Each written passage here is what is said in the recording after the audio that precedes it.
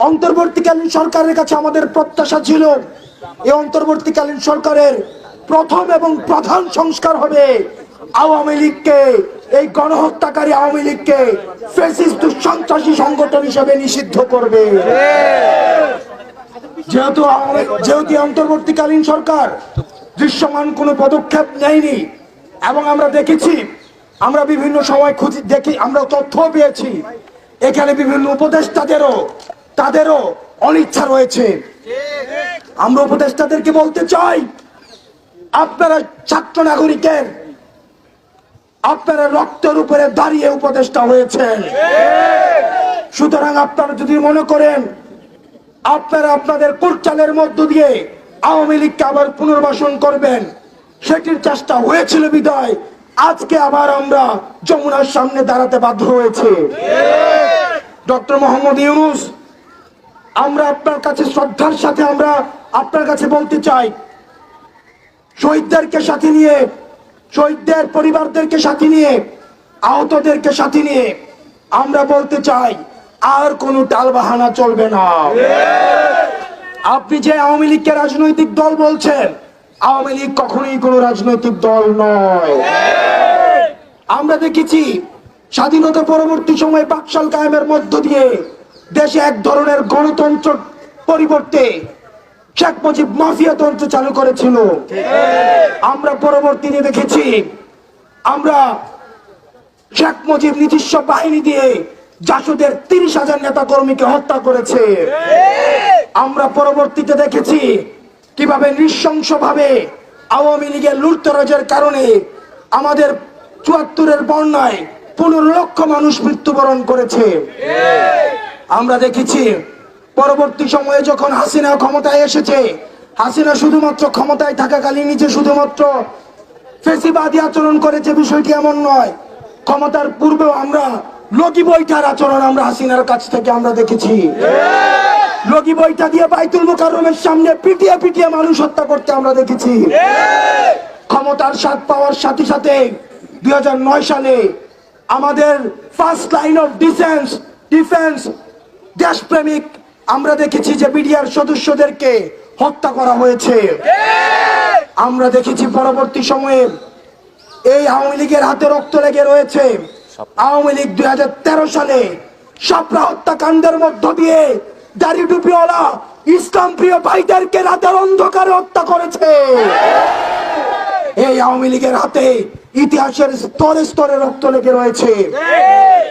আমরা পরবর্তীতে দেখেছি কিভাবে আমাদের মোদি বিরোধী আন্দোলনে কিভাবে আওয়ামী লীগ আমাদের মোদি বিরোধী আন্দোলনে ব্রাহ্মণবাড়িয়া এবং ঢাকা সহ বিভিন্ন জায়গায় আমাদের 25 ঊর্ধ্ব দেশপ্রেমিক জনতাকে হত্যা করেছে। প্রিয় সহযোদ্ধা, জুডিশিয়াল কিলিং এর মধ্য দিয়ে আমরা দেখেছি, জুডিশিয়াল কিলিং এর মধ্য দিয়েও আমাদের দেশে নাগরিকদেরকে হত্যা করা হয়েছে, আলেম উলামাদেরকে ফাঁসিতে ঝুলানো হয়েছে।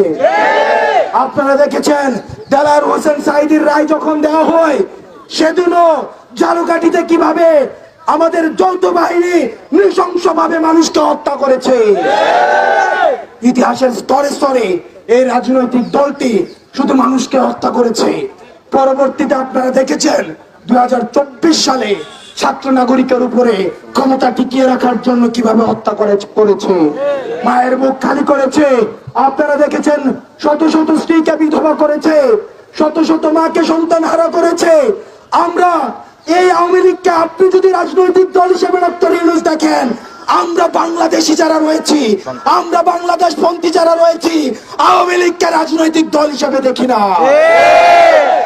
আপনি দেখেছেন এই রাজনৈতিক দল তথাকথিত আওয়ামী লীগ সন্ত্রাসপন্থী দলটি কিভাবে 3টি ইলেকশনকে, একটি ইলেকশন হয়েছে আনকন্টেস্টেড ইলেকশন, একটি ইলেকশন হয়েছে মিডনাইট ইলেকশন, পরবর্তী ইলেকশন হয়েছে আমি ভার্সেস ডামি ইলেকশন। ইলেকশনকে কিভাবে কুক্ষিগত করেছে, গণতন্ত্রকে কুক্ষিগত করেছে।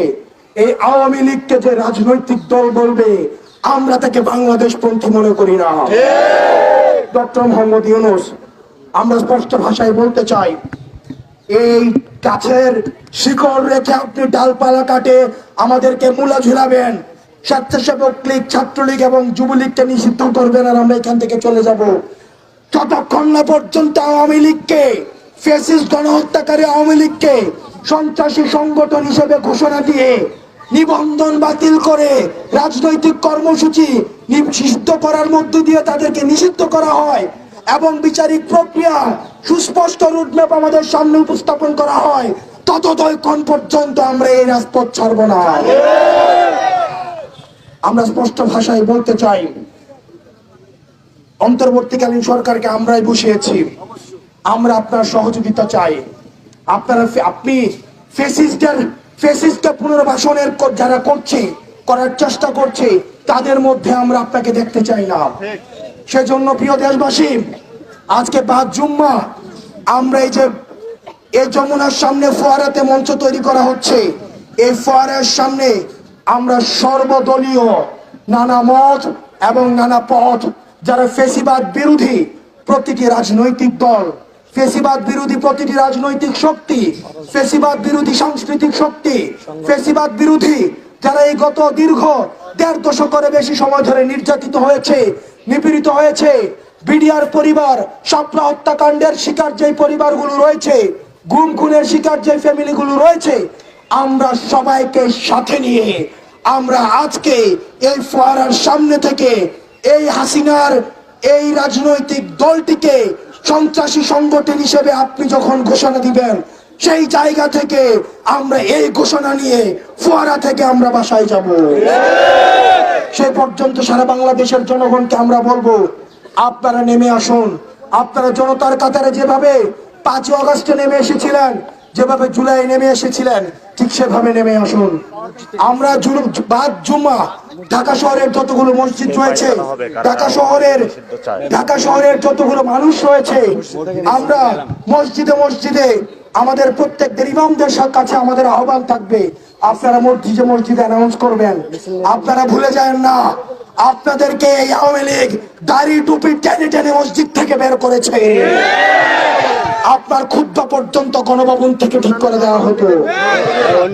প্রিয় সহযোদ্ধা, অন্যান্য যে ধর্মাবলম্বী ভাইয়েরা রয়েছেন, আমরা বাংলাদেশপন্থী প্রত্যেকটা নাগরিক সবাইকে আমরা আহ্বান জানাবো, আজকে 5 জুমা আমরা আজকে ফোয়ারার সামনে থেকে আমরা ইন্টারকন্টিনেন্টালে যে রাস্তা রয়েছে, যে রাস্তা বাংলা মোটর পর্যন্ত গিয়েছে, এই পুরো রাস্তা আমরা আজকে জনসমুদ্রে পরিণত করব।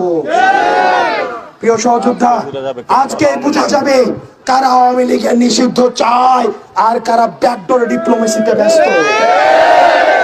সারা বাংলাদেশের জনগণকে আমরা বলবো, 5 জুমা আপনারা হচ্ছেন ফোয়ারার সামনে নেমে আসুন। আওয়ামী লীগ নিষিদ্ধ করেই আমরা ঘরে ফিরবো। জেগেছে রে জেগেছে, লেগেছে রে লেগেছে, ব্যান ব্যান ব্যান ব্যান ব্যান ব্যান ব্যান ব্যান ব্যান ব্যান ব্যান ব্যান